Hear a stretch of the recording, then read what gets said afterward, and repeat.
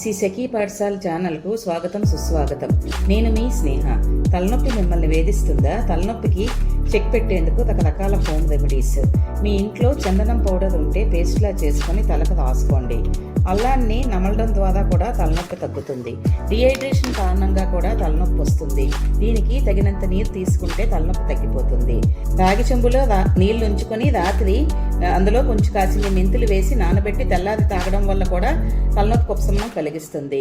ఒక చెంచాడు మునగాకు రసంలో 3 మిరియాలు పొడి చేసి కలిపి కణితులకు రాసుకోవడం వల్ల కూడా తలనొప్పి తగ్గుతుంది.